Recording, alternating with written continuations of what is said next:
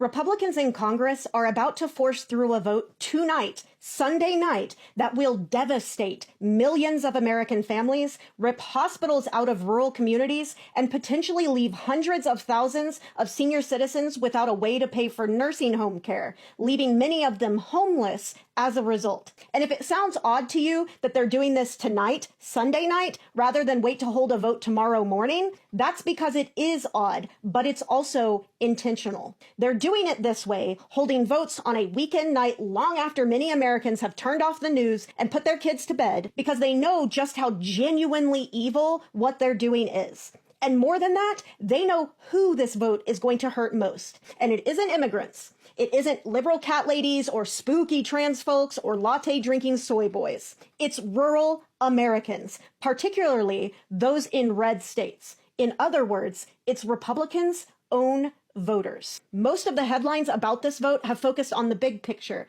which is admittedly terrible. 1 in 5 Americans rely on Medicaid, including 40% of all kids. And under the current GOP proposal they're expected to vote on tonight, 7.6 million people would lose their health insurance in the next 10 years. But what most of the stories didn't mention is that this hit will be felt hardest in rural communities. Rural Americans are several times more likely to have jobs that don't offer health coverage and are significantly more likely to rely on Medicaid to access health care than their non-rural counterparts. Nearly half of rural children are only able to access any health care because of Medicaid and CHIP. And perhaps most devastatingly, tonight's vote risks permanently closing the doors of hundreds of rural hospitals, leaving millions of Americans without a healthcare facility anywhere near them. No emergency room, no labor and delivery ward, and no cancer treatment center. Just hours of endless road between you and life-saving care. In my home state of Oklahoma,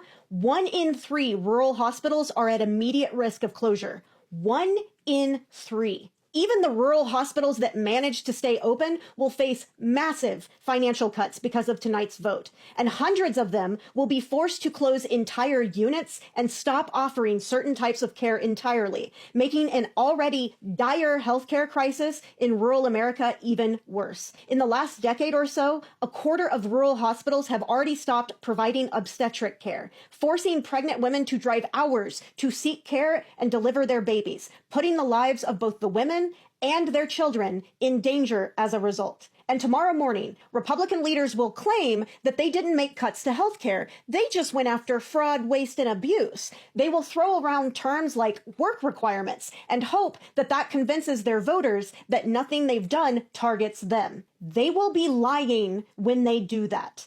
We already know what happens when you tie Medicaid to cruel work requirements. Georgia tried it. They launched a program called Pathways to Coverage that only gave Medicaid to people who could jump through ridiculous bureaucratic hoops to prove that they were working or in school. It was such a disaster that only 6,500 people enrolled, 75% fewer than the state projected, and over $86 million was wasted, most of it going to consultants and administrative overhead. Not care, not people, consultants. Even the man that Republicans used as the face of the program, a full-time mechanic from rural Georgia named Luke Seaborn, lost his own coverage twice in 1 year because of how broken the system was and how impossible it was for working folks, particularly those in rural parts of the state, to navigate. This is cruelty by design because Republicans know that these work requirements don't help people. They just make it harder for poor folks,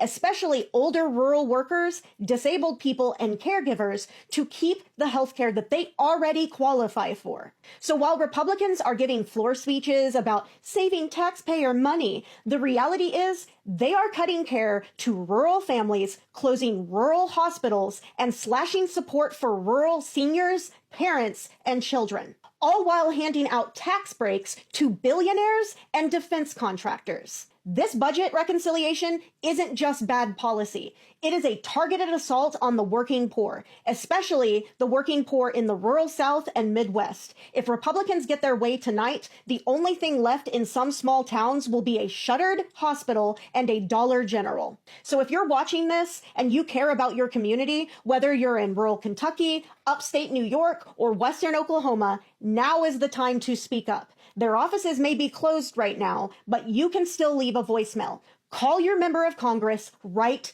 now. Leave a message demanding they reject these cuts and get loud on social media immediately. Share this video. I've posted it on every single platform imaginable, which you can find in my bio, and do all of the things, like, comment, everything, because healthcare is a human right, no matter your zip code.